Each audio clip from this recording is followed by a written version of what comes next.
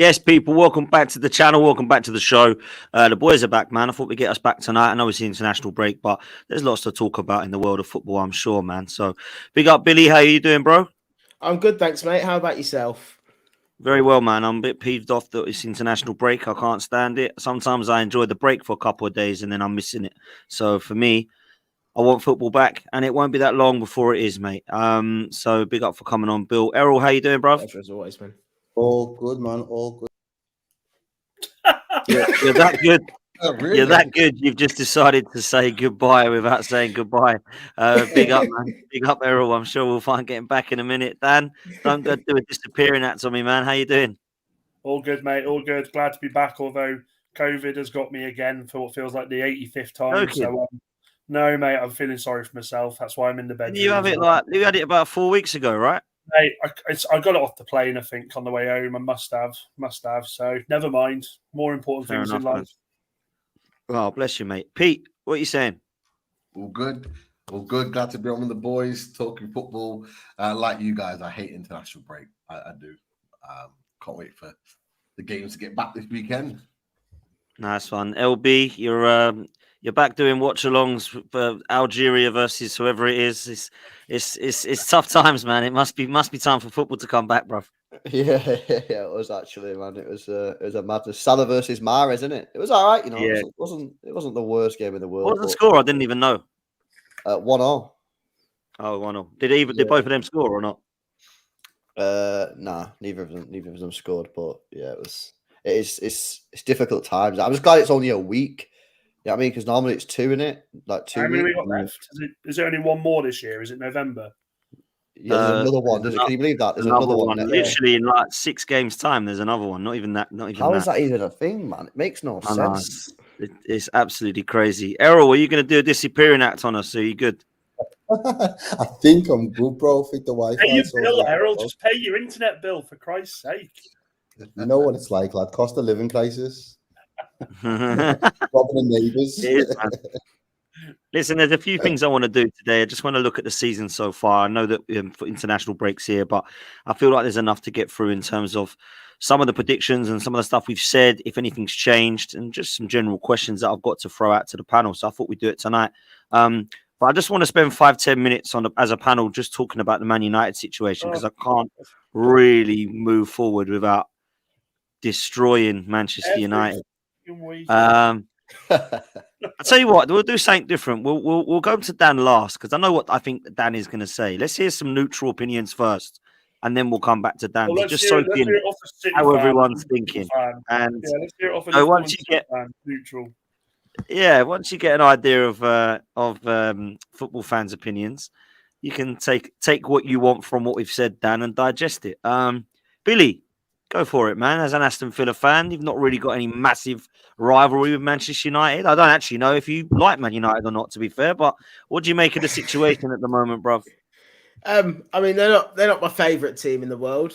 We have struggled to beat them many years, or for many times over many years as well, I suppose. I think the last season, was the first time we'd beaten them at Villa Park in God knows how long, probably in my lifetime, not far off.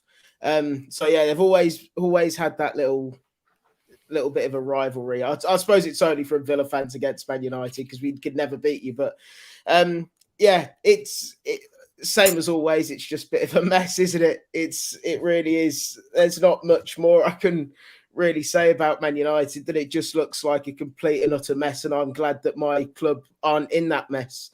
And then we'll come on to the ownership. Are the Qataris out of it now? Is that completely done? I'm not 100% sure, to be honest. It's not looking likely, mate, but yeah, go on. Yeah, if that is, then I think it's just going to continue on this somewhat downwards spiral, which will eventually explode in something, whether it be good or bad for United fans. I really don't know, but yeah, I don't think Ratcliffe, from what I've seen at least, is going to be the right guy to come in and help Man United push on. I think, as we all probably know, Man United just need rid of the Glazers, and the only way they're going to do that is if the Qataris come in, which like I say, now doesn't look likely. So yeah, it's all a complete and utter mess that I'm just glad Villa aren't in. Yeah, I mean, Pete, I'll come to you next.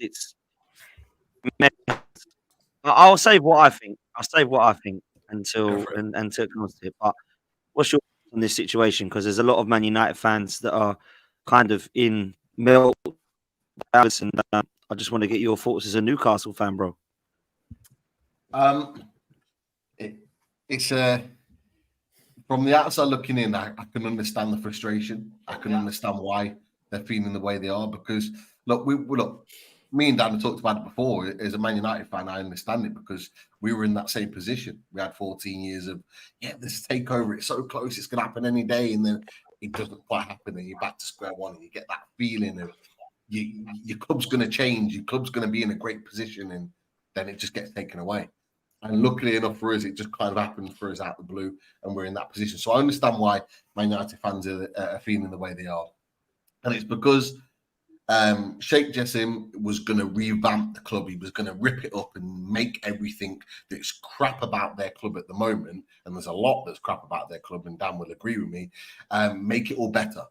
Now, that's not the case. So for me, I'm looking at it in so Jim Ratcliffe is coming in 25%. What does that mean? What does it mean? Apparently, he's going to take over the sporting contributions. And that might well be a good thing for Man United. But for me, I think what Man United fans wanted, they wanted the here and now. I actually think he will do some good with the club, but it's not going to be as instant as that Qatar takeover. It's going to be a periodic thing where it's going to be in installments, in time. They're going to make the change. And I think around the table, none of us are going to complain because it helps us continue the positions that we're in. It keeps Man United to a certain level. They're not going to make the sort of drastic progressions that they would have under Qatar. And let's face it, under Qatar, when are you ever going to get that level of projected investment, not just buying the club, but the 1.5 plus billion that they were going to invest in the club? You're not going to, you very rarely get that in world football. It was a surprise when Chelsea were bought out for how much they were bought out for. You're never really going to get that. And for Man United fans to see that go to a potential other club, there's talk about Chelsea, not Chelsea, Tottenham, and one or two other clubs that they could invest in.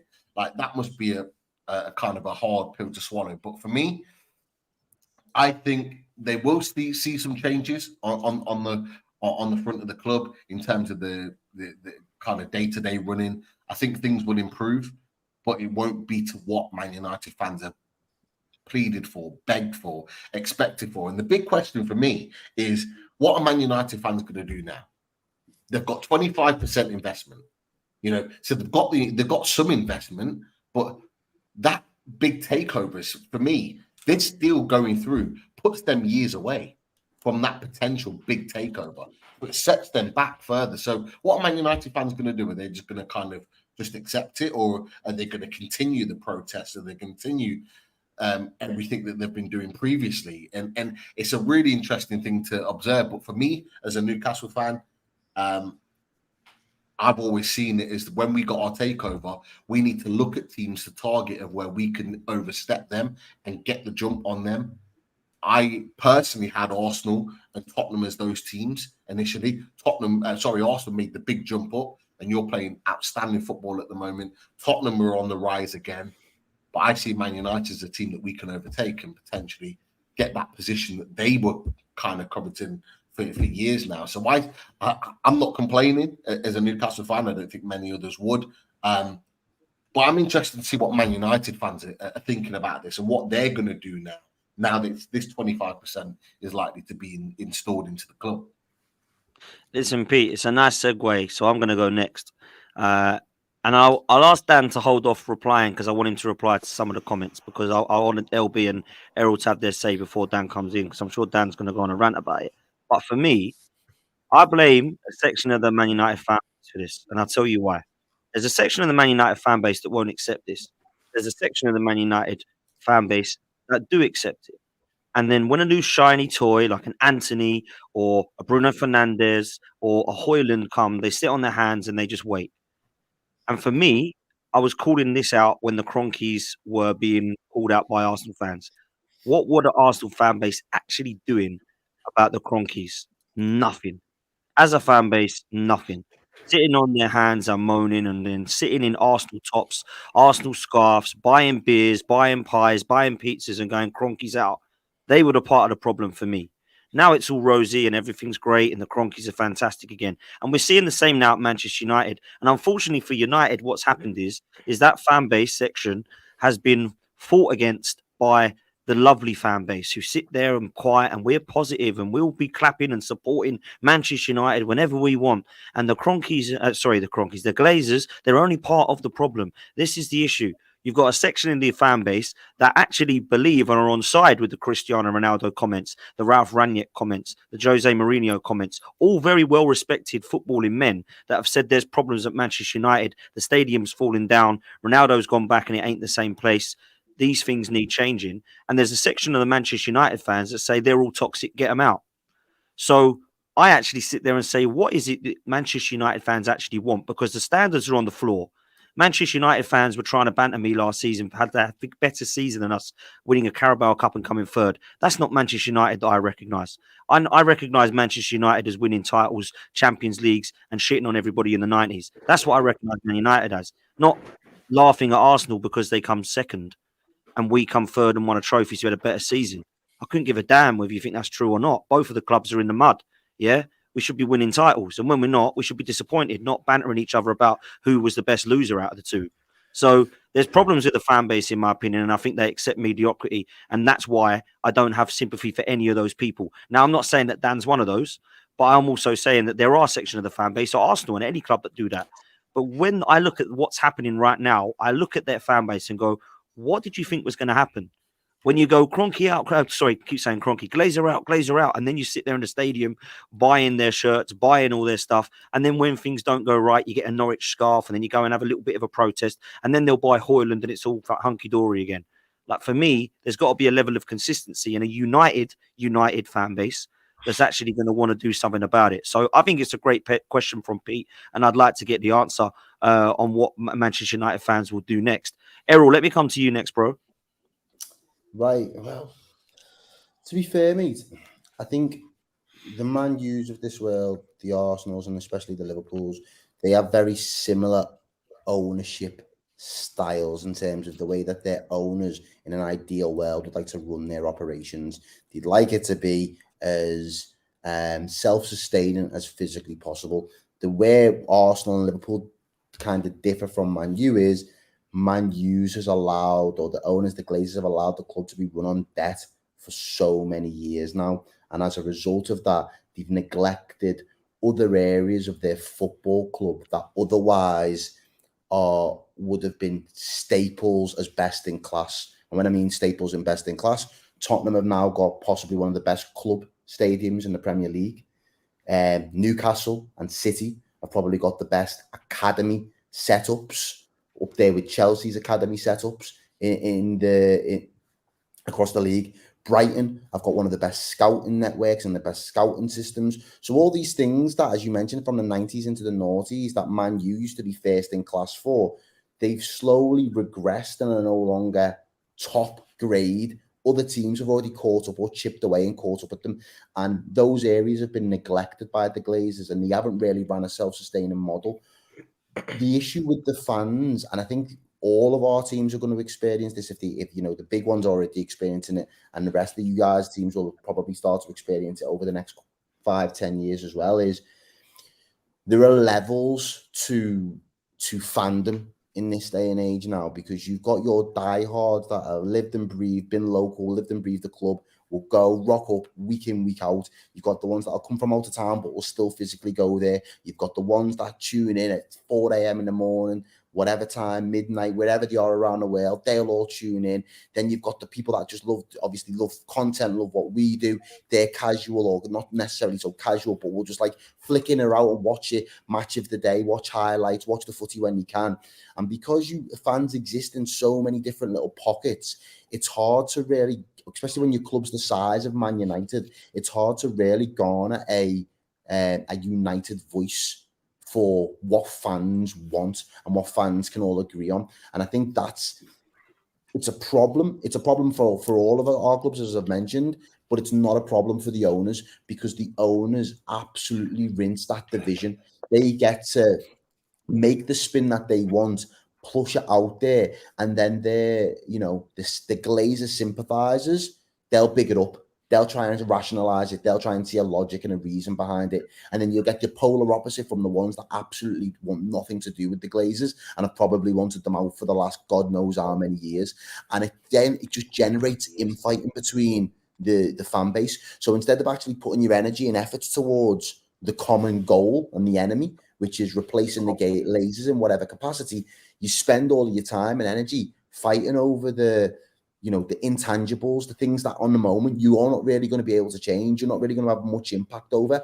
And I think the closest resemblance I can level at Dan at this from my own club was 12 months ago, almost to the same month. Liverpool were touted with being bought over by Saudis, and when that news came in, half of the Liverpool fan base was in uproar. Oh, the ownership, the morals, all of this, all the rest of it. Then you had the others. I just want the best owners with the deepest pockets. We need to go toe-to-toe with City. We need to go toe-to-toe with Newcastle. And straight away, I took a step back and just said, I don't think it's going to happen for the start. But straight away in my head, I just thought, there's the problem. You're going to have one fan base that's going to be split. I can't say 50-50, but it's going to be split fairly equally down the middle. And they're going to be infighting over what. So you're never going to make everybody happy.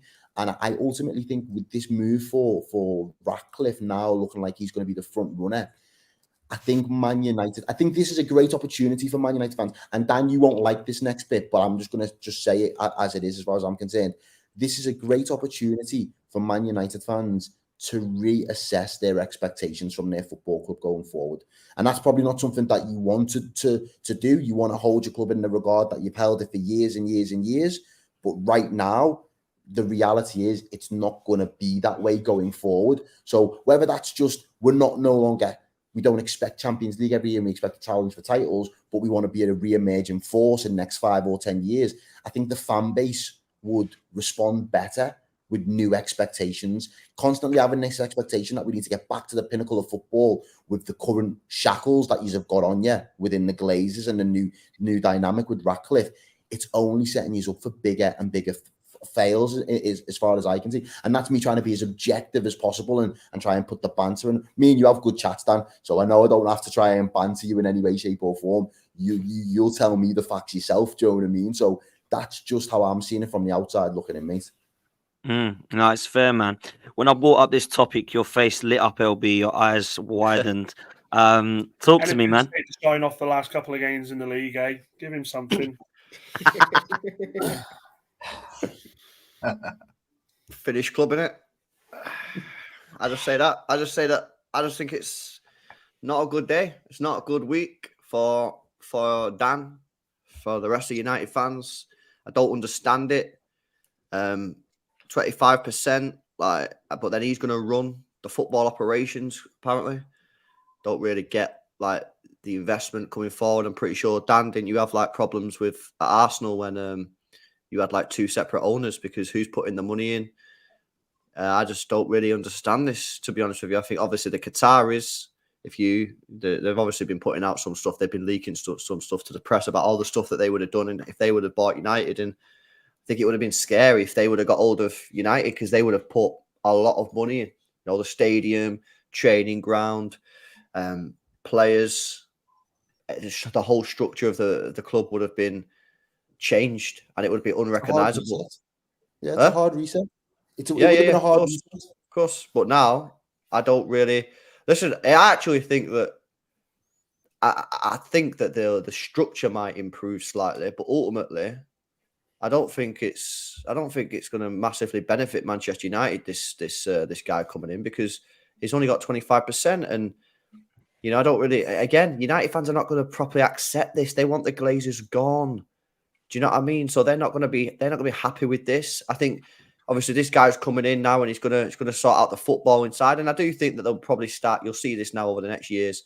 I think you might start to see better footballing decisions. But ultimately, unless the whole club is aligned, you're always going to have problems. And if you've got two owners, then you're not going to be completely aligned, because naturally, if you've got two different owners, they'll want two different things. So I just think it's sort of this whole situation that has obviously come about over the last week or so with this Qatari guy pulling out and Ratcliffe take. I think it just sort of sums up the last 10 years of Manchester United since Ferguson left. A bit erratic, a little bit of hope at times, and then ultimately failure. And I think that I'm being serious. I'll be serious. I know you are, but that's what's funny about it. Like it's very circular. Everything with Man U at the moment is coming full circle. And yeah. That's what I'm saying. I just think this is the sort of like final straw, and I just think it just sort of, like I say, I think it just represents everything that has happened at Manchester United since Ferguson left, and it's hilarious. To be fair, like on a real, like it is. I do find it funny, you know what I mean? Obviously, and but ultimately, like at the same time, I don't really like owners being the sort of banter sort of thing, because I should be bantering Dan about what goes on the pitch, you know what I mean? Bad signings, managers, losing games. When it comes to owners, you got to be very careful, because there's a fine line. Because I'm not saying United are going to go bust, but then, you see clubs going out of business and shit, and it's like, you need to have good owners, you know what I mean? So I will banter them, and I find it pretty funny. But at the same time, I do feel like as a football fan in general, something needs to be done about that owners and that, because the Glazers, what are they doing? Can I just say one last thing as well on because Potts mentioned it before, and LB is just touching on it really there with the banter. Some of the Man United fan base have to hold a massive L, because they was salivating over the idea of getting Qatar money 12 months ago.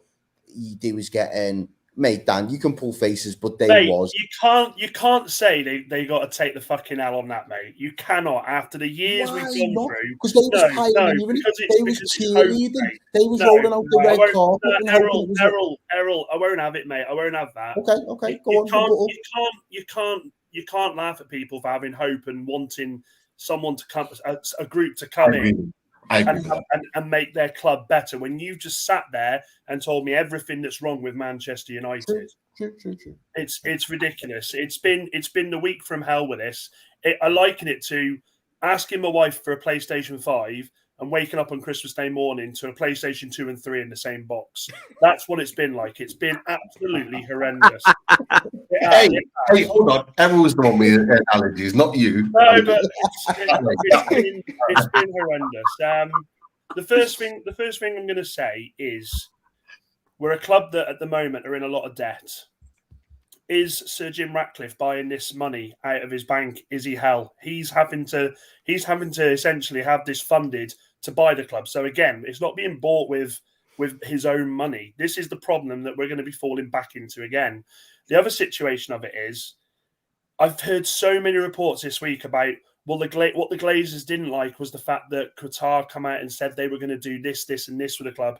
Whereas Sir Jim was very respectful, said they were nice people. It's a load of rubbish. Qatar, by the looks of it, never had a chance. Qatar could have offered 10 billion. They'd have said no. The fact of the matter is, we've got two of the Glazers that want to remain at this club. Two of the Glazers who think they have a connection with this club. Two of the Glazers who haven't been to Old Trafford since Ronaldo's return. Okay. It's an absolute catastrophe. What has got bad, what could have been bad, has got 10 times worse. Now, the 25% that he's bought, I believe, is off the New York Stock Exchange. I think they had to do it that way, or else they could have got sued for it. So it's not as if they've even bought out a section of the Glazers. Where the hell the money's going to go, I don't know. My worry is, and I think I will say this about you, Errol, and I'll say this about LBM Potts, and I think Pete touched on it. Man United fans are a fickle bunch. You hear me on this week in, week out, calling them out. And what my worry is I've already seen it. People saying, oh, well, you know what? Sir Jim's not that bad, actually. Man's got Rat in his name. So let's get that out of the way. The second thing is, he is going to, I'll tell you what's going to happen. January will buy players. The summer will buy players. in 12 months' time, we'll be sat here having the same conversation about why United are nowhere near the top four, nowhere near challenging for a title. Go on, Errol. This is a big question for you then, because you've just said you'll buy players January and summer, which you may well do. If there was a set amount of money, where would you prioritize that first and foremost now? Would you prefer that to go into infrastructure, club, training ground facilities, scouting networks, or would you just say we need better players in the here and now? But we've been doing that for ages, mate, haven't we? We've been doing that for ages. We've been spending money on players that are going to change our... So that's why I'm saying, would it not make sense for the money that he's going to pump in to go in other areas that you might not see on the pitch, but behind the scenes, it might... Do you think, Dan, that this guy, you just want him to have a plan? You want Ten Hag to have a plan as well. I still think he's got to hold that as well, by the way. But you also need this guy to just have a plan and say, right, I've been looking at this now and seeing zero plan. I've mentioned some of the names in football that have said you haven't got a plan, have said it's all wrong at the top. I think now you just want a bit of stability and guide you in the right direction. Listen, I don't think Man United are going to finish 13th, 14th and have a shocking season, all this rubbish. But I do worry for you this season, right? But wouldn't you just like to see, because you can say, like Errol and LB was talking about pumping money, Qataris, they would have spent serious money. That ain't really it for me. You've spent more money than Man City in the last 4 years. You've spent more money than us and Chelsea, I think, put together. But for me, it's no plan. You can go and spend money. It's what you're spending it on. There's zero plan. Ten Hag, who would you like me to buy? Don't really know. Just buy the Ajax lads you like. Okay, cool. Onana, in you come. Martinez, in you come. Malacia, Anthony, list goes on. For me, there needs to be a clear structure and plan, Dan. And that is, I suppose, what Arsenal fans are now wanting to... Man United fans are now wanting to see. Yeah, but the thing is, again, we don't know, do we? This is the issue. It's all fair and well, Sir Jim coming in and saying, yes, woohoo, 25%, here we go, let's go. But the only thing I've heard him say about Manchester United is two things. I'm a Manchester boy, and the Glazers are really nice people. I've met them and had really good conversations with them. I've heard nothing, and I don't think the fans have heard anything that really makes us go, okay, we're moving in the right direction. The problem is, it goes from the top to the bottom. There's no way that Sir Jim's going to come in and do what the Qataris would have done, which is clear house, which would have been a complete restructure behind the scenes. That's not going to happen. There's already talks that he's going to bring people in that he knows, jobs for the lads again. It's exactly where we've been the last 10 years. I think United, if we're not careful, and LB touched on it, this is dangerous because we're not being bought with a lot of wealth. And this is the danger that we could see here is Manchester United, yeah, we make a lot of money commercially, but I don't see it's going to come back and bite us soon, this whole money that we owe. 330 million owed to clubs still for transfers. Manchester United, that is. 330 million. That is absolutely pathetic. I know it's the modern day. I know that you have, fees going on over seasons, but it's not good enough.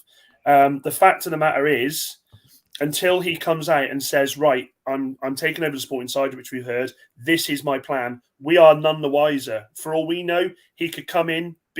I'll tell you what, we'll go back to the Sporting side of it. Since when have the Glazers had anything to do with the Sporting side of it? So what's going to change? What's going to change? What's going to change from what's happened the last 10 years? It's just a joke. I've heard today that Paul Mitchell's coming in as director of football. Well, we've been linked to him for the last 8 years. It's been every season Paul Mitchell's coming in. So I don't understand what's going to happen. Until we sort out everything that's going on in the background, this is going to continue to happen. And let me tell you this, a man coming in buying 25% of Manchester United is not going to solve the problem. Simple as that. Michael Edwards has also been linked as He's well. not going though, Pete, is he? Let's be real. No, and because of his previous links, it probably wouldn't be. But that's where you could probably see the club moving in the right direction. If they bring in the right people, it might not be that wholesale rip up everything and make the change straight away, which is what the club and the fans wanted, because that's what you ultimately want. You want everyone that's bad about the club to go and to be gotten rid of and to start afresh again. That's ultimately what you want. But if Sir Jim Ratcliffe can bring in people, because him on his own isn't going to make the change. He hasn't made the change at Nice.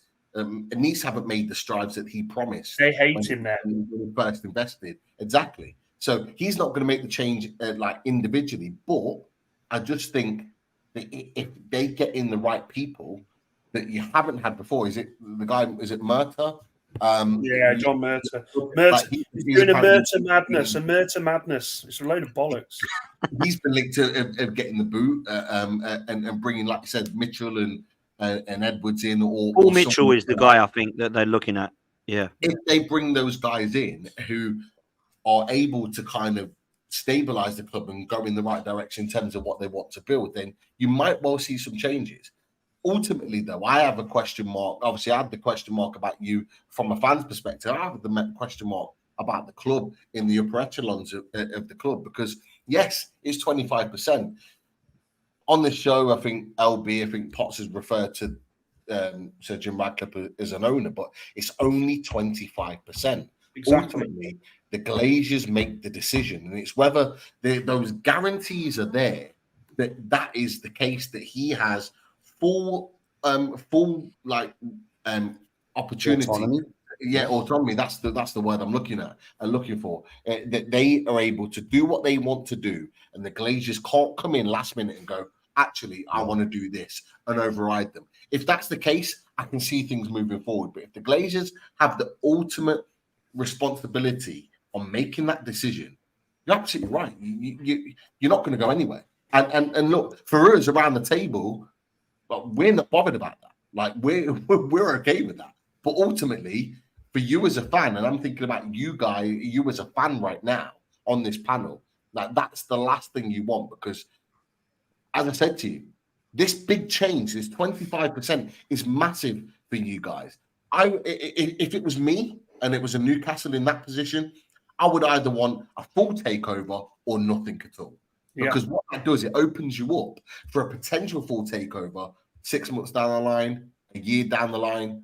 This 25%, and I said it not longer when I mentioned it before, it ultimately puts Man United maybe 1, 2, 3 years back to get in a full takeover, because this investment's already in there. Because they're going to want to allow Sir Jim Radcliffe to settle in, to have his opportunity in a periodic of time to make those changes before anything else is considered. So, if anything, if this doesn't work, as LB said, you finished. You finished. The other worry as well. The other worry as well, though, Pete, is it's like, look at what he's coming into when he gets it. I mean, we've had reports this week that staff are coming out now complaining about stuff that they've seen going on in the background. I mean, it was a circus before. It's a nightmare. It's a nightmare everywhere you look. With anything to do with that club at the moment, it's an absolute joke. And this will also go back to when we do go for the players that we want. Who wants to join a club that's a merry-go-round at the moment? Do you know what I mean? You look at players that are coming to Newcastle, they're coming to join a project, they can see where they're going. When they're going to Arsenal, they can see a project, they can see a manager that they want to play for. City, City have got everything in a row. Liverpool, Klopp with Liverpool, isn't it? And it's the badge and it's the heritage. With United at the moment, sorry, I'm not leaving you out, Billy, but I mean, with United at the moment, like I've said several times before, and I hold what I say here. And any Man United fan who wants to come at me and say I'm lying, they can look in the mirror. We're not a big club, Manchester United. We are in name, but we're not in anything else anymore. And it needs to get to a point where Manchester United fans, instead of doing and do you know what, Errol, you were spot on with what you said about there being so many different versions of a fan nowadays. They all need to look at themselves and ask what they actually expect from Manchester United. Because, like I said at the start of the season, I thought we'd struggle. I stand by what I say by that now. I don't even get angry when we lose anymore, because it's the hurtful thing is you accept it, and that is not a good place to be. Dan, can I ask, why did you think, like, and this is for everyone really, why was it when people predicting, start of the season, we all did it, like some of our predictions might look silly now, but the ones that look silly for me are the ones saying Man United to win the league, Man United second, Man United maybe third, but second, I reckon. I couldn't believe it. I didn't understand why. I didn't understand why they were putting Manchester United ahead of Arsenal or Liverpool. I didn't get that personally. I never ever saw that happening. And I thought fourth would have been a good season for United, finishing below Arsenal, Liverpool, and City. But I didn't have you even there. But I'm like, why do you think that happened, Dan? Like, where was that coming from? Ignorance, blind ignorance, simple as that. Blind ignorance. People who only go season to season instead of looking at it as a whole. Instead of looking at what we've done the last 5 years, looking at what we've done the last 12 months. And you can't look at a football team like that. It doesn't work like that. That's not football. I think we can all agree on that. We've all had seasons where we may have dipped, but you've come back. Vice versa, you may have a season where a big team a smaller team does really well. No one supporting that team turns around and says, "Oh, well, we're going to challenge for the title next season." It doesn't work like that. So interesting, man. Interesting. Lawless, welcome to the show, bruv. How are you? Yeah, good, mate. Not too bad. Not too bad. Enjoying, obviously, coming at the right time. Man United's misery, obviously. We finished, mate. We finished. We're literally just moving on to the next one now. Oh, all right. Well, all hail Sir Jim Radcliffe. That's what I think. There was always going to be some shade from Lawless. There was always. Do you know what? That's all he needed to say. We can move on now. Listen, I didn't want to spend too long in United, but I knew we would because it's a topic at the moment that I knew Dan would be passionate about, and I know that all of us have a say on. But I wanted to look at where we're at right now. We're only 8 games in. There's an international break. We mentioned it earlier. There's it feels like 6 years. It feels like 6 years. There's another international break soon. We're literally in November. I mean, what is going on? It's mad. It really does frustrate me. But I thought we'd take a look at what we've seen so far. There's nothing really topical-wise other than that to talk about. So I've put together some questions that I'm just going to throw at the panel. And we'll just see where we're at with the first few weeks of the season.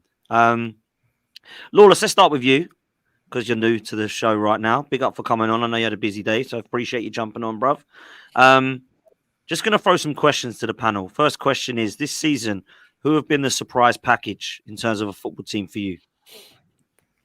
Oh, surprise package.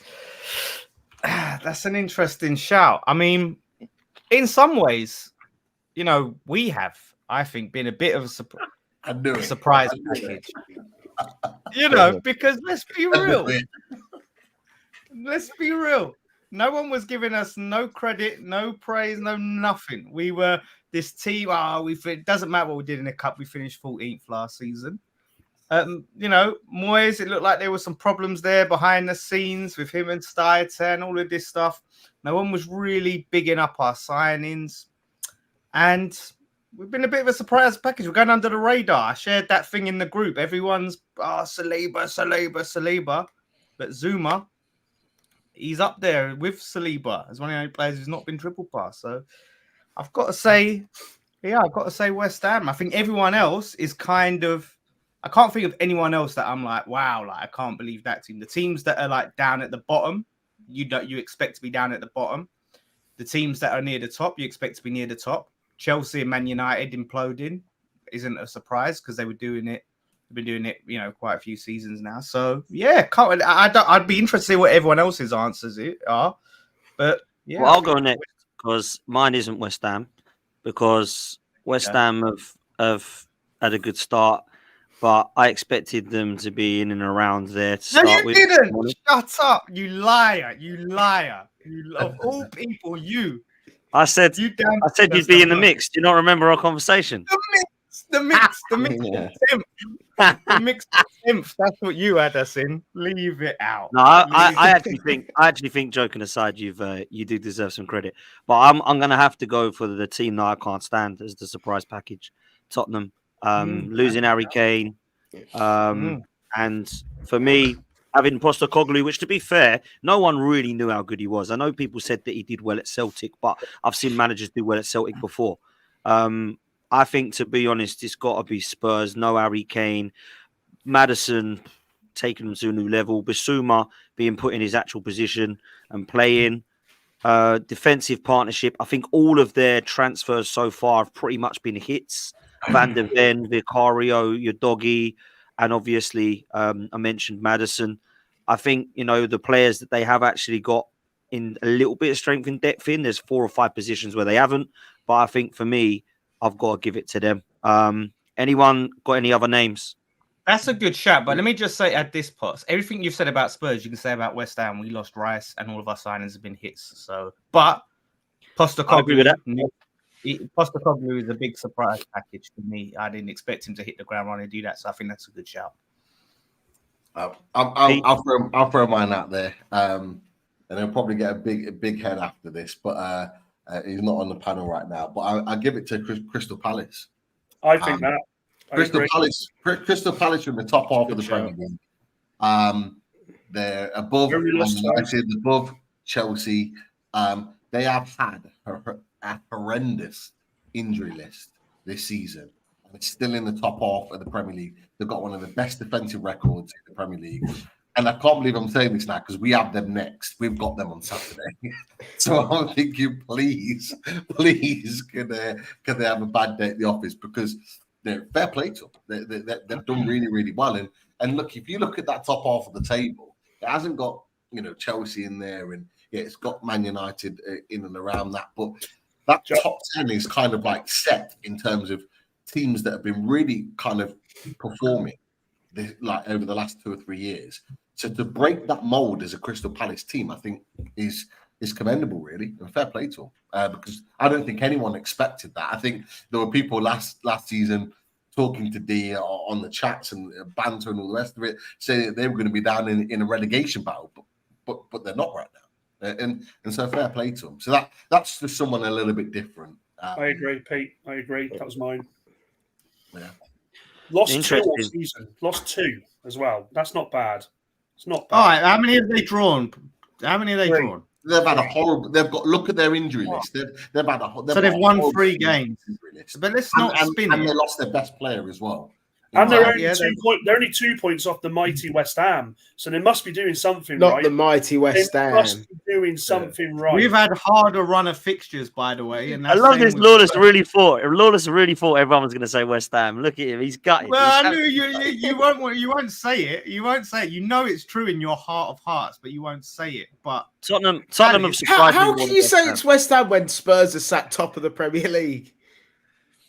Yeah, but what I'm saying is Spurs is a good shout. Yeah, definitely. They've had easier games than West Ham. They've had an easier run of fixtures than West Ham. That's what I'm saying. I'm not saying it's de facto West Ham. I said Spurs is a good shout.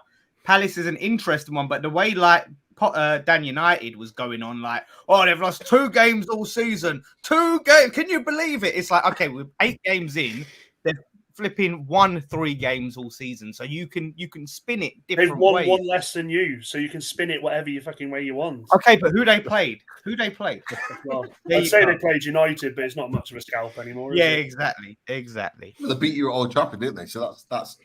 Mate, everyone does. Everyone does. Come on, yeah. mate. So let's put an asterisk on that one. That's nothing special. An asterisk. Fair play, man. Listen, I don't think there's any wild shouts there, to be honest. I don't think anyone disagrees with much of that. West Ham, we can talk on. Palace, to be fair, it's a good shout. It's not one I'd thought of. And you know what? They have had ridiculous injuries to their key creativity players as well, like Eze, Elise. They've got problems up top, problems in midfield. Lost Zaha as well. Yeah, fair play, man. Palace is a fair shout, actually. Okay, who do we think has been the best signing so far? We're going to do best and worst signings. Onana. And don't I wanted to know if Billy was going to say one. All the music's Onana. Lawless, what was that? No, I just wanted to know what Billy's surprise package were. I wanted to know if he was going to say Villa because everyone expected them to just dominate that Conference League, and they've struggled. No. Aren't you 2 playing this week? I did. Yeah, we are Sunday. Live on Sky Sports. I'll be full of fireworks. No, mine was Spurs. Mine was Spurs. If I had to pick one, I'd have said Spurs. Oh, fair enough. You could have built a bridge there, Billy, and said West Ham, mate. He'd have been your mate. Yeah, you could have. You could have said West Ham, and you two would have formed a truce. Claret and blue truce. But I agree with Dan United. Onana is signing of the season for sure. I agree. For everyone else. Yeah. he's got to be worth signing. When we play you. I think he goes down as the worst signing. I think he's worse than Havertz. I think he's worse than Mount. I think he's worse than he's got definitely the worst signing for me, right? Are we agreed with that? Yeah. How much did they pay for him again? 45 mil. Too much. 50 mil. 50 mil. Like that. To be fair, the thing is, Potts, I will say this in comparing him to Havertz, right? The problem is with goalkeepers is when goalkeepers make a mistake, it's very costly, right? It's the ball ends up in the back of the net. Players like fucking Havertz. game, Lawless. It's every fucking game. No, I know that, but Havertz can have a shit game after shit game, but it's not as costly because the other players can go and, pick up the slack for him. You can't pick, defenders can help with that, but if you're facing shots, Havertz I'm has not been saying it's shocking, good. right? Yeah, people say Yeah. he's not been shocking. He's just been all right. I don't think he has been all right. I think he's been poor, right? But he ain't been as bad as Onana, bruv. I'm not having that. I'm not having It's just that. tough because I'm saying the positions that they're in, like the further you go back, the more costly the errors are. Whereas like Havertz has missed some sitters and some chances and things like that. But at the end of the day, you get another go. Once that ball's in the back of the net, you're in trouble. So I think that's where it's difficult to compare Havertz and Onana in that respect. They're both shocking signings for sure. But yeah, Onana's going to get the spotlight. And Onana, the thing is about Onana is he's your first choice starting goalkeeper. And the second option isn't even very good. So it makes it even worse. You know what even makes it even worse, though, on top of that, right, is that they're not even playing out from the back as much as everyone thought they was going to be. So you might as well just kept David De Gea. They're playing long ball with him. It's like, what's going on? So what's the point? You might as well just kept David De Gea if you're going to do that. So spend the 50 million on a centre back and just tried it that way. Because let's be honest, the goals he's conceding, they're bread and butter for David De Gea, aren't they? Simple as that. Simple as that. Is David De Gea still got? Has he got a club yet? No. What the fuck is going on? He's back in Manchester. Apology. He's waiting for the apology from Ten Hag, isn't he? Yeah, he's back in Manchester waiting for the apology, and he'll be the number one.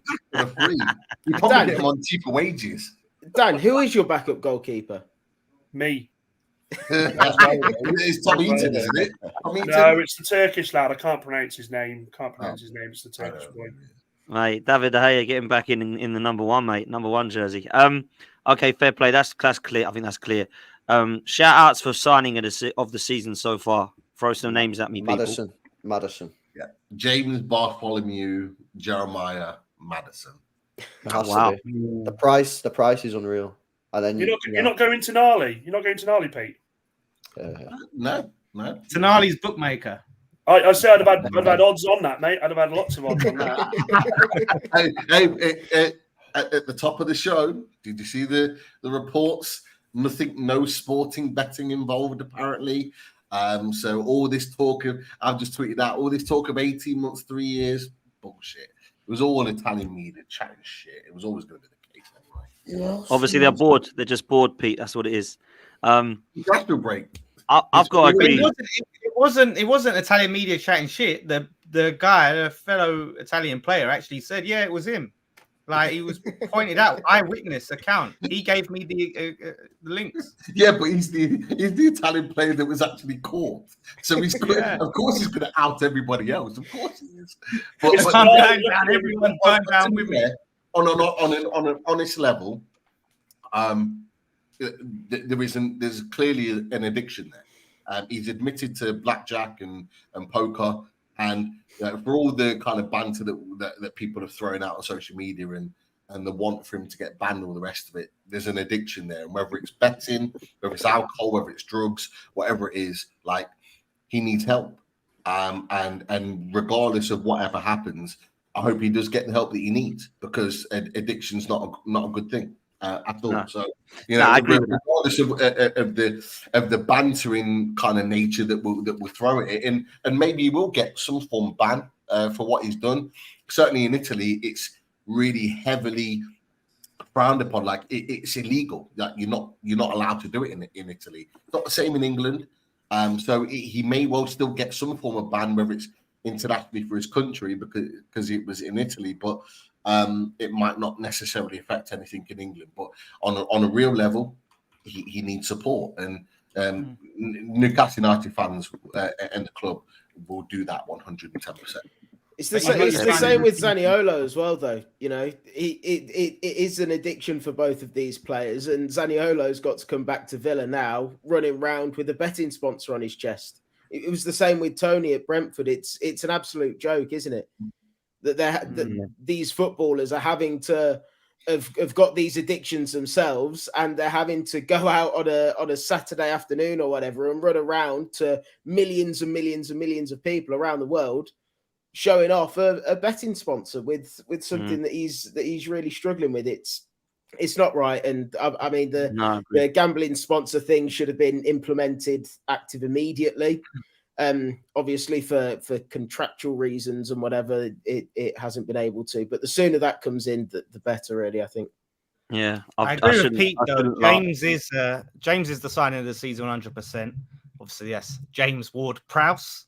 Yeah, Yeah, let's get our James's no, right. Lawless, Mad- Quality, to be fair. I was actually going to Quality. follow you on that one, mate. I think he's been. For the incredible. money, Yeah, for the I agree. money we paid. How much Yeah. did it cost? 30, wasn't That it? 30 mil. 30 mil, yeah. He's not been as good as Madison though. Let's be real. He's been Madison's a quality. great shout. What did they pay for Madison again? 40. 40, yeah, that's good. It's Good unbelievable. value. Good value. Can I throw a but- name out? Can I throw a name out? Not Yeah.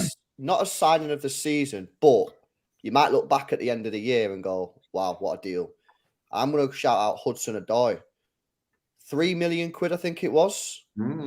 He's saying bargain of the season, LB. Is that bargain? Of the Bargain season? of the season. Obviously, he's got 1 goal so far in 4 matches, and so I can't really put him into this category of best signing. But come the end of the year, you could look back at that and go, "Wow, 3 million quid. How did that How happen?" old's he now, LB?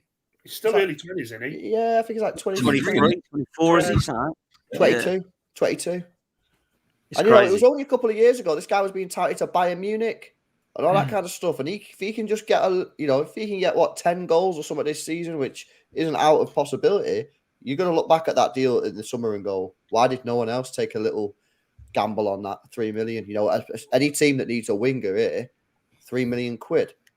I just think that's an absolute mad steal. I think there's a few. Like, let's be real. There is a few great signings this season. I know the money like for Rice, Madison, Van de Ven. To be fair, obviously, I was going to mention Van de Ven. Van de Ven has been Szoboszlai class. from Liverpool, Alvarez he's been and Ward-Prowse have been wicked. Soboslai at Liverpool, he's been I like class. him. Brilliant. Like, for me, there's been a lot of signings, to be honest, and so far that I think. But I think James Madison, man, I really do. Moussa Diaby is another one, I think, for Villa. But for me, man, I don't think Diaby's been fantastic for us, really, really good. But I don't think he's been signing of the season yet by any stretch. He's been a fantastic addition to the squad, and he's playing really, really well. But as a signing of the season, you need this player to be scoring virtually every game, kind of thing. Do you know what I mean? He's not. How many has he He's not the scored? signing of the season. I would Three, is say it? Two, three or three? four. But him and Watkins, the partnership that they've got going together, it's really, really, really What impressive. about that kid who's just went? Was it Palmer? That just went to Chelsea. Yeah. That's a shout. He looks a decent player. to be fair. When he was doing the show on Thursday, everyone was raving about him. I haven't seen much of Chelsea since the start of the season, so I can't really comment. But I know that was a name that they was throwing about there. Obviously, he moved down from City. I still think it's too early to say who's the signing of the summer, just because. Yeah, but we are only doing so far. We're only doing so far. I get that. I'm just thinking, like, the only one who's really had like an impact, and as a result of their impact, their team have went up a level for me is James Madison. I said it on Saeed's show the other week. In the event that Declan Rice can be the difference maker in the way that he was, not necessarily he on his own was in the City game, but if he can be the difference maker for Arsenal on the whole, pushing you closer, go far in the Champions League, you push City closer or whoever's going to be battling it out for the top. If he can be the catalyst for that really and be that transformative player for you this season, I do think there's a good shout that he will end up being one of the signings of the summer. Oh, yeah, absolutely. But Arsenal aren't looking better with him. Let's be honest, right? When you look at Arsenal this season versus last season. Lawless. Sorry, Errol. That's what we're doing. We're doing so far. So we got to judge it on what we have. But what I'm seeing so far is that Arsenal are getting the job done. They might not be playing as expansive as football as they was this time last season, but I think they came out the blocks flying last season. I don't know whether it's been an instruction this season or they're just getting results over the line, but they haven't needed to be any better than what they are to be in the league position that they're currently holding down. So you kind of got to give them credit. They're not playing great. They're not flying on all cylinders, but they're getting the jobs done. He's a part of that. Is the what football? the hell? There's a raid going on.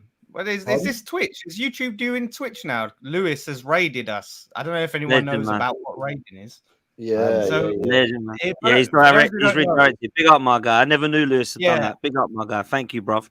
So I appreciate that because I didn't even ask you to. Thank you so Yeah. much for that, bro. It's Much a thing on appreciated. Twitch. At the end of your stream, you can send your viewers over to and choose to raid another stream. I didn't know YouTube did that. But yeah, obviously Arsenal fans getting pressed in the chat. Listen, what you know? Can I throw another facts. name out there? Go on, then, LB. João Pedro at Brighton. Yeah, good shout. Six GNA already in 11 games, including Europa League. He looks like a really exciting player. 21 years old. I think they bought him for like 30 million or something. He's Shane played Mazin. a lot of football as well for only 21. Yeah, no, he has. Yeah, I'm sure if Maz was on the show, he'd be raving about him. But I watched Brighton in the Europa League game against AEK Athens. I think it was them. They were at home. They got beat, but he was by far the best player on the pitch for Brighton. He looks like a serious talent as well. And again, at like 30 million, it looks to me like a good little deal. Do you know what? It's funny. Man United seem to be the only team on this panel that doesn't have a shout, doesn't have a player that they can put forward. No Mount, no Onana, Amrabat. You can't even put in there. Like I can't think of one player that you can. Hoyland, he's been all right. Hoyland, yeah. I mean, but he sort of seemed to come in a bit late, so we haven't had the full weight. Johnny Evans, mate. Oh, Johnny Evans. Yeah, that's Sir Johnny Evans to you, Potts.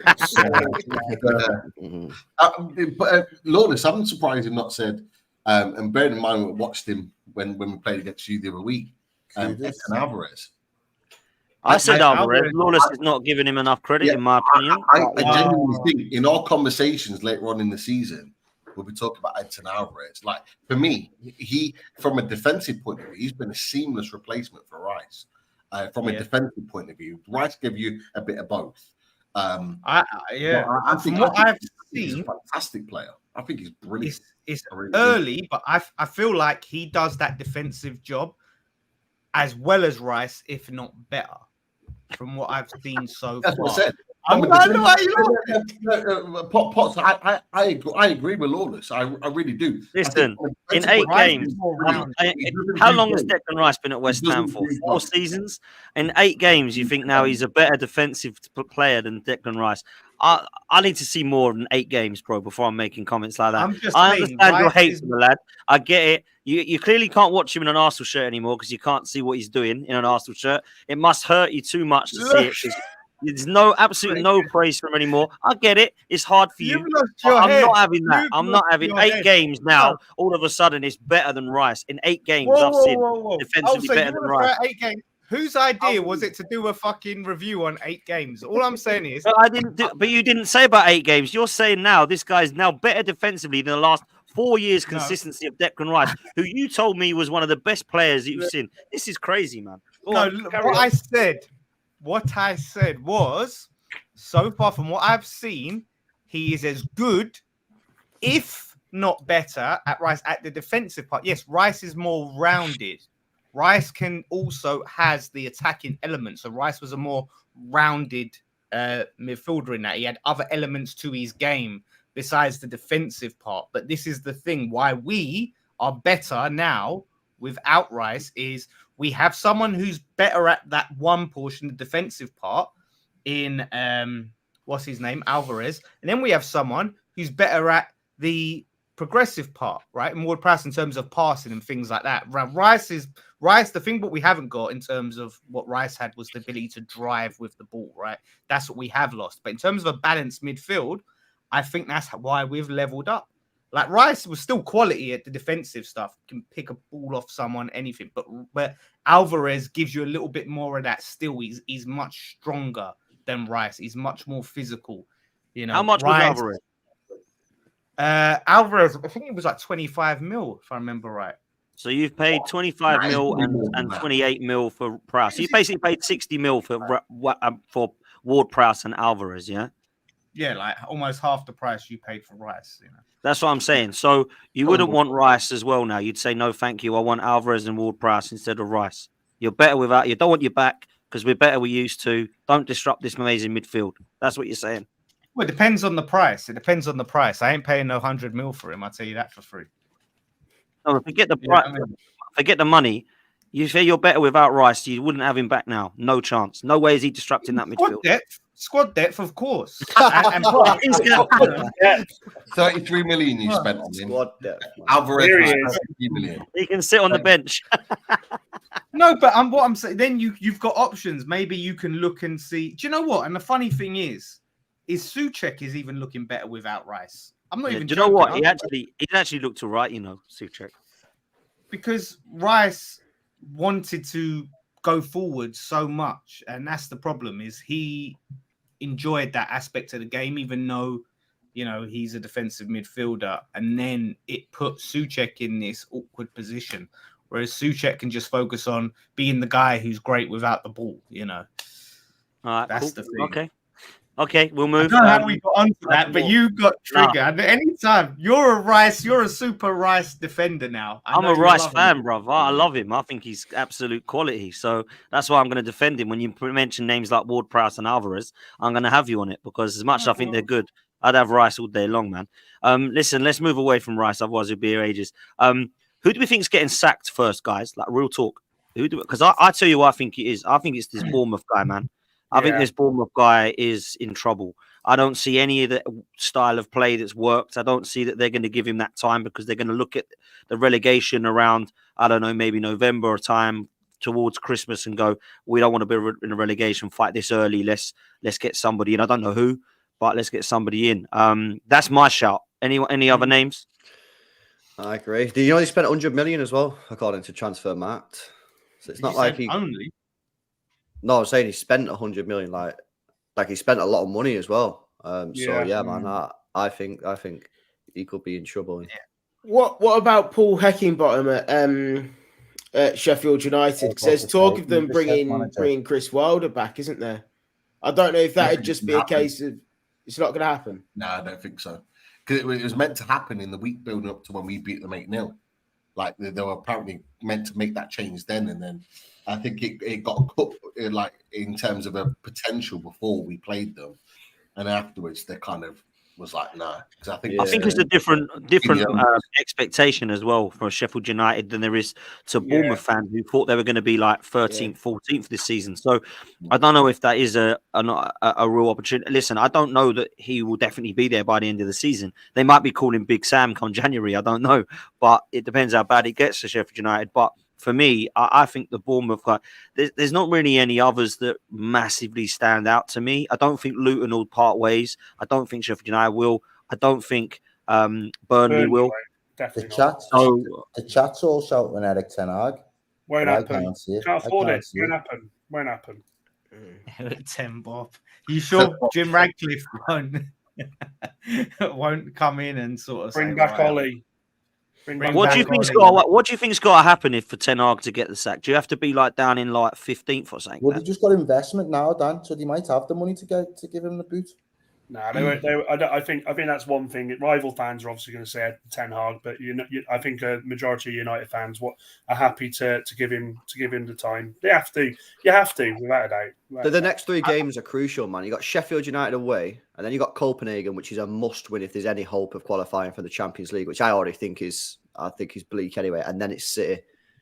So, the next three games are crucial, and then it's Newcastle in the Carabao Cup, but. Yeah, man. I don't know, man. I think it's difficult with United, isn't it? Yeah, but the Sheffield United them 3 games. Like seriously, Ten Hag's in trouble, man.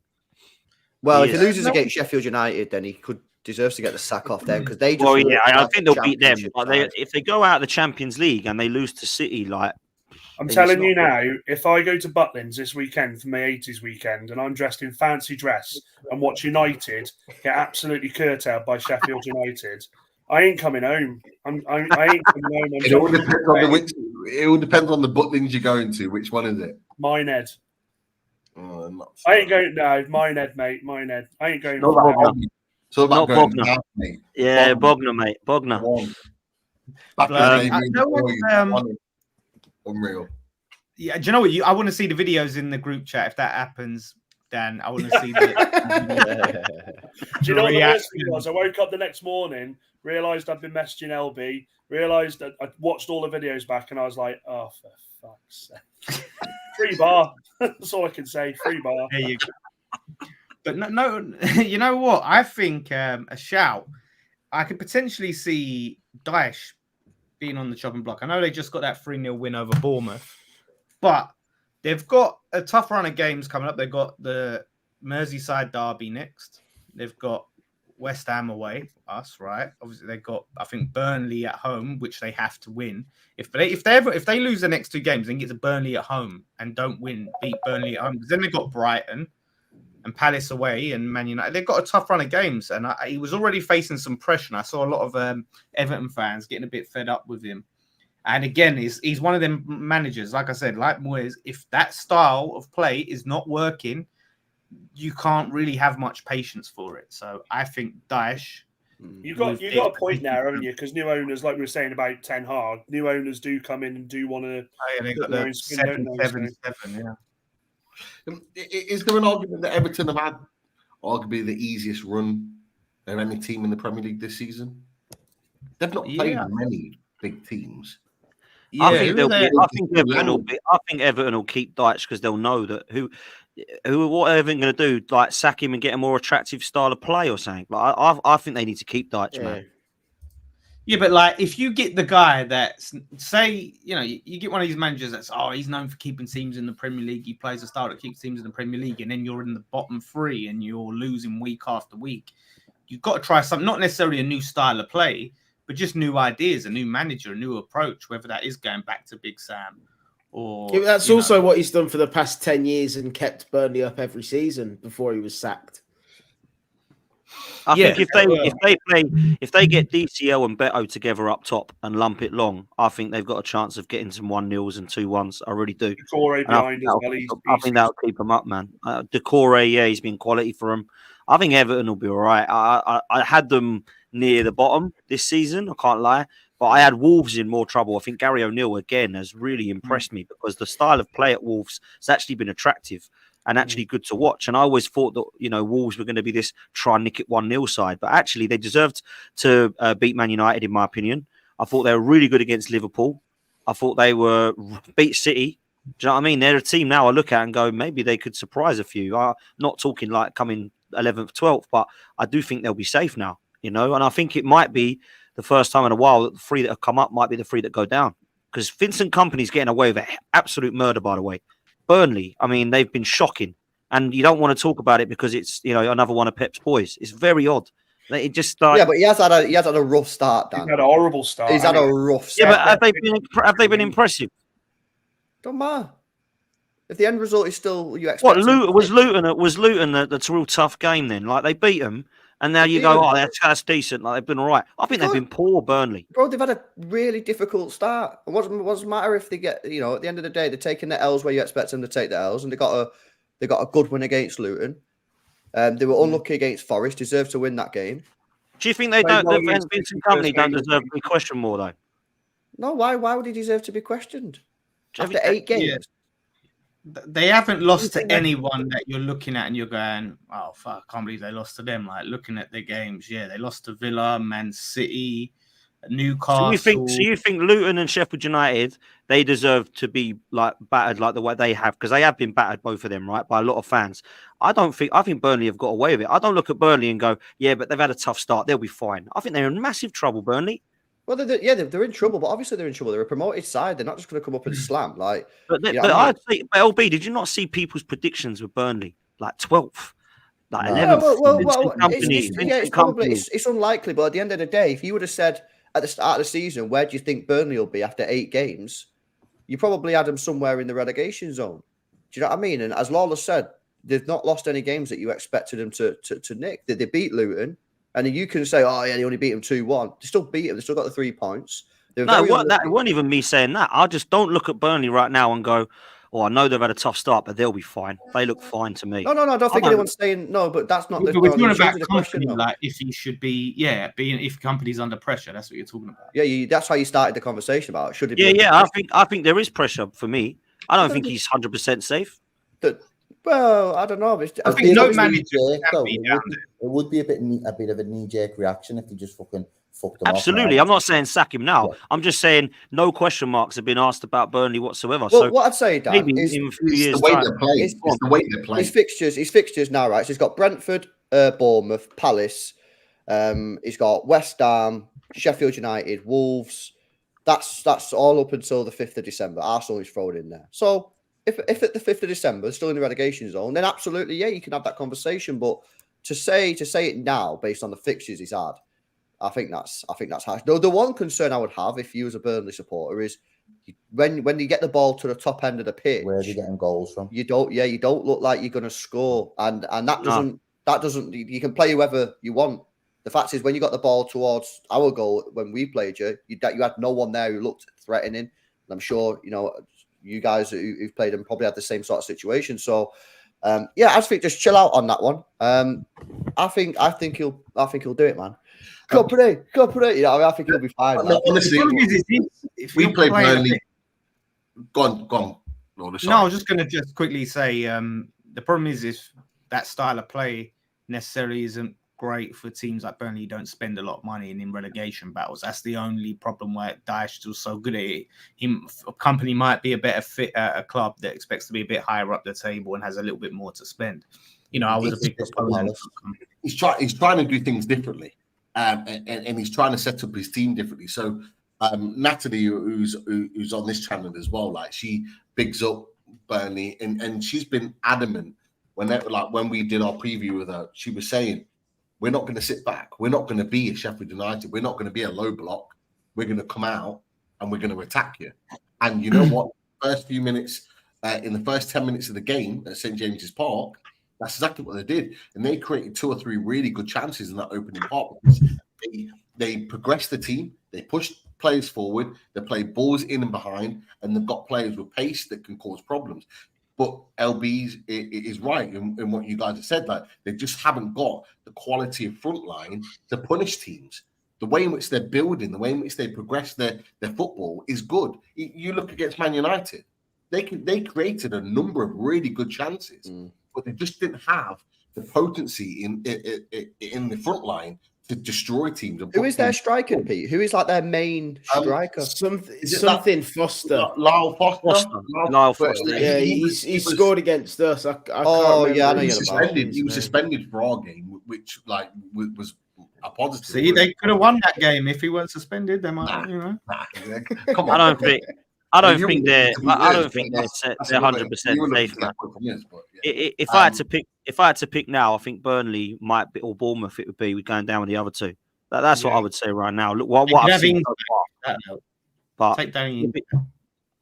Who's to say that Burnley can't get enough points on the board in the middle to back end of the season that keeps them in the league? Because I think it's going to be tight. And it could well base itself on who's going to be aggressive, who's going to be a risk taker, who's going to go out there and pull a result out of the bag that nobody expects because they're playing front foot football. And United. We're I'm talking about the relegation battles. If you want to throw that, completely talking about it, Pete.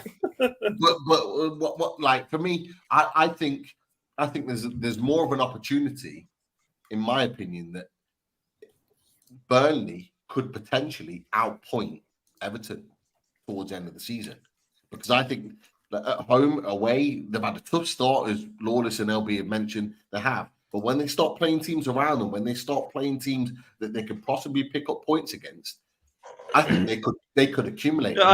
This is the thing. I want them. I'd rather, if you ask me now, and I'm not being horrible at teams, I'm talking about style of play. I'd rather see Burnley's style of play than Everton's, right? I would. I'd rather Everton go down with that style of play than Burnley. And that's not being horrible to Everton. That's just what I like to watch entertainment-wise, right? But I just don't think we look at Burnley right now and go, yeah, they'll be fine, because their style of play is so good that it's going to keep them up. I ain't seen enough yet, right? That's all I'm saying. So it might change. It starts now for Burnley. Their season effectively starts now. They've got winnable Company fixtures. said that, didn't they, LB? Company said that, didn't they? Said they expected this for 6 games. Of course, exactly. There we next go. 3 games, I just looked at their fixtures, and yeah, you're right. Let's see what they do, man, in the next couple. But I haven't been massively impressed. Listen, to close the show, you know what it is. we all did some predictions before we kicked a ball. We all gave our top 7, and I just want to see if anyone would like to change their top 7.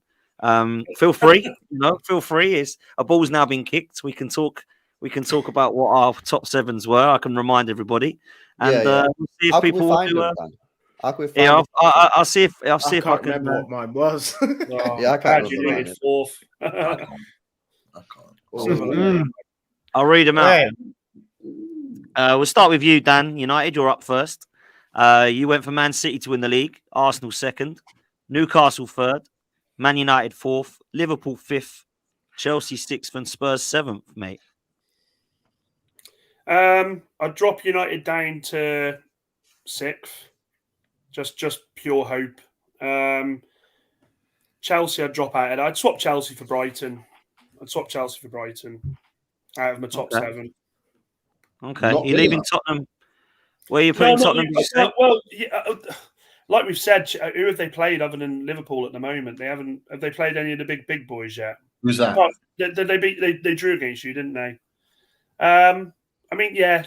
Well, I tell you what, I'll put Tottenham 4th, United 6th, Brighton 7th. Okay.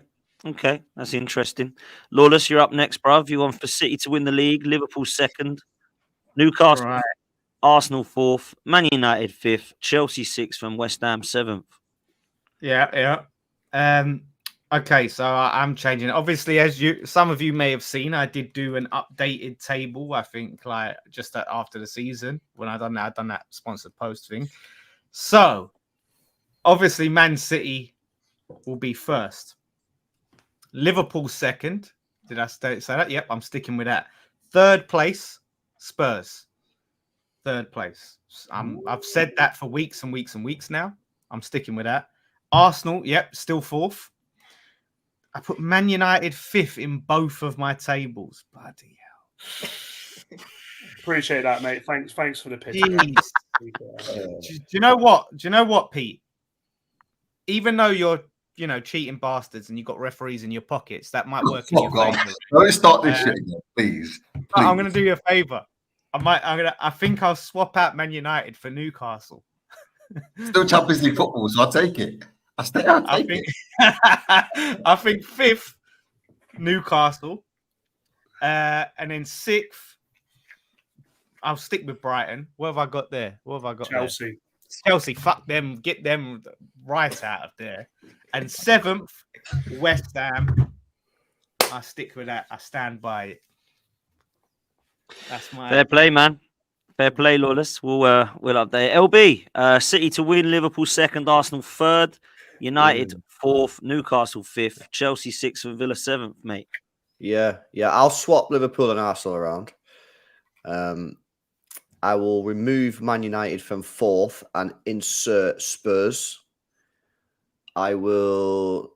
So yeah, Spurs 4th.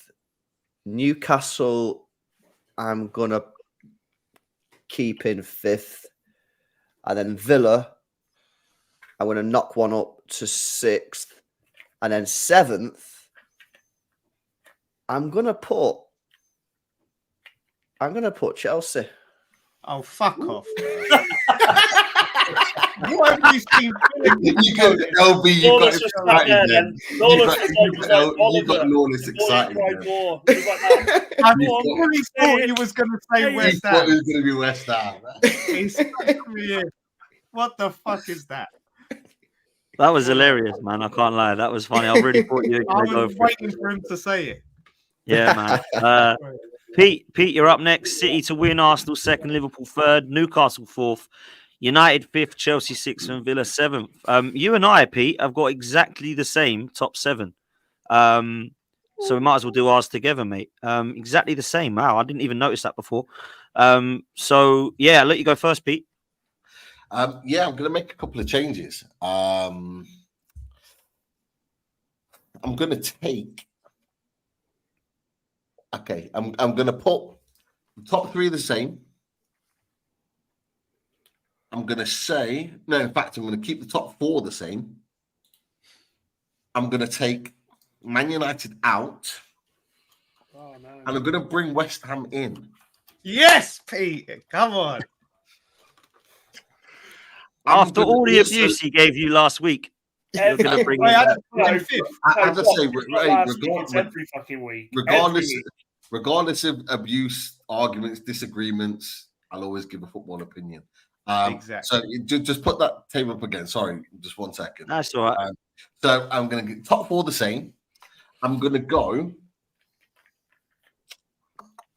Tottenham 5th. So I'm going to take Chelsea out as well. I'm going to go West Ham 6th and Villa 7th. You what? I love it. West Ham 6th. Yeah. Why is You know that what? crazy? You know why, and the reason why I'm putting West Ham above Villa is purely experience. Let's be honest.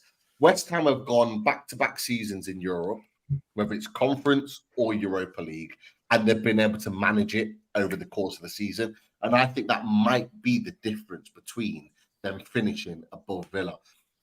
Chelsea have had a bit of an uprise. They've had a few good results, fair enough. But I still think there's a lot of issues there that I think could affect their season. Man United, I think they still could finish up there. I'm not quite sure. So I'm going to take them out. Look, Dan, I know you're not happy with that. No, I'm agreeing with you, Pete. I'm agreeing with you, mate. Yeah, Right. honestly, mate. No hate here, mate. I just think West Ham and Tottenham, I think they could maintain it this season. Look at that fucking eyebrow from Lawless, like the Rock. I give an honest opinion. From my perspective. It may well change next time we do it, but that's what. Unlike others, no bias in his predictions, unlike some here. So appreciate that, Pete. Speak out, Lawless. You can't just say that, bro. Who's got a bias? Well, let me wait to see the rest of the predictions, and then I'll have to call. It's only me left. Me and Billy to go. So you know. Can I make a request? Because Errol's not here. Can Lawless do Errol's in Errol's voice, please? West Ham to win. West Ham top of the league, lad. Top of the league. Let me land. I'll let Billy go next. Bill, go on, bruv. You've got City to win, Arsenal 2nd. You had Newcastle 3rd, Liverpool 4th, United 5th, Villa 6th, and Chelsea 7th, man. Yeah, so I think I'm going to swap Liverpool and Newcastle around. Yeah, no real reason behind it. I just think the Champions League may take it out a little bit on Newcastle. I don't know. I'm happy with the top 4 as it is, whichever order. I think that's what it will be. United are gone. I'm going to replace them with Spurs. Villa are staying 6th, and I think I'm going to put Wolves. No. Yeah, I'm gonna say West Ham in 7th. You know what? You had me because I heard what, and I was like, yes, Billy. And you went, what? Lawless, quick question. Where did you put Spurs in yours again? 3rd. Doesn't that mean that they're more of a surprise package than West Ham then, if you're doing that this season? Yes, it does. Based on this table, but I'm going by my other table. Okay. So based on this table, they are. But I'm not against that. But yes, shout out to Billy and Pete. You know, unbiased, proper football opinions. Love it. Billy's got who they're playing you this weekend. He's got to butter you up a little bit, hasn't he? He knows what's coming if they lose. So that leaves me. I'm going to make 2 changes, but I'm going to keep everything else the same. I'm keeping Manchester City to win it, Arsenal 2nd, Liverpool 3rd. I do think still that Newcastle will get 4th. Oh, shit. They've suspended the Sweden-Belgium game because 2 Swedish people have been shot in Brussels. Whoops. No way. Fans. I don't know what else, but it was right mid. Where you said that mid-pots is fucking... Sorry. Yeah, I was like, hang on, mate. I was on a roll here. Jesus. Sorry. No, that is mad. That is mad news, though. I didn't realise that. And you're on about fans and players. It doesn't. It's just on Sky, on BBC Sport. It just says Swedish football fans were shot dead. There you go. Yeah. Fabrizio Romano's. What is going on, man? This crazy world, man. Jesus Christ. Wow. listen, let's wrap this up. I'm keeping the same top four in that order: City, Arsenal, Liverpool, Newcastle. I'm going to take Manchester United and Chelsea both out, and I'm going to add Spurs and Brighton with Villa. So I'm going to have Manchester City, Arsenal, Liverpool, Newcastle, Spurs in fifth. I'm going to put Aston Villa in sixth, and I'm going to put Brighton in seventh. And I think Chelsea and United are going to have a mare. I really do. I don't look at their team and think it's anywhere near consistent enough, either of them. So they're going to miss out, and they're going to be in the top 10 along with West Ham. That's what I'm going. I'm So This no one. guy. Has See what I everyone got mean? City still. Yeah, Huh? yeah. Everyone's What's still got changed? City. Yeah, do you know what's the funny thing is, right? As much as like Potts is raving about Rice, apparently he's not the difference maker to take him from second to first this season. That's interesting. I don't think he is but- enough. I don't think he is enough. No, I think he's top quality, but I don't think he's I think we need more. I think if we go and buy Ivan Toney and Pedro Neto in January, we can come back and discuss it. But until then, I don't think we've got enough. You know what? We're all having to eat some humble pie on Spurs, but obviously, I think a few people have, been a bit safe, been a bit like, do you know what I mean? I don't want to make myself look too bad. Let's put Spurs fifth. Like, realistically, Mate, I've put United getting top back in four. sixth. No, but I'm just Come on, saying, mate. it's like, you know what I mean? I don't want to upset my top. Come on, like they're gonna get top four. I don't want them to, but let's be real, they're getting top four. They will. They've got one game. I'm surprised that no one's backing Chelsea, man. I think they had a terrible start to the season, yet they're only 3 points off the top 7, and they've got no European football. They've already been. Lack of firepower, LB. Lack of firepower up top. Yeah, Is Broja and Jackson going to get him to Europe? I don't think so. Is Nkunku anywhere near back? He could be the guy. And if they go and buy someone mad in January, maybe striker, it can change again. But right now, not for me. Osman's not very happy in Napoli, is he? So that's what they're saying. They're going for Osterman in January. That's what their rumor is. Big money to pull him out. Yeah, about 150 million, I reckon. 120 to 150 million. But that's what I'm doing. So no, I'm not moving West Ham. I still think they'll come 10th. That's my honest opinion. Do you know what? And we could be top of the fucking table, right, in January, and you'll go, no, you're going to finish 10th. No, I'm sticking by it. Well, I wouldn't if you're top of January, mate. I wouldn't put you 10th. No, I'd put you 5th.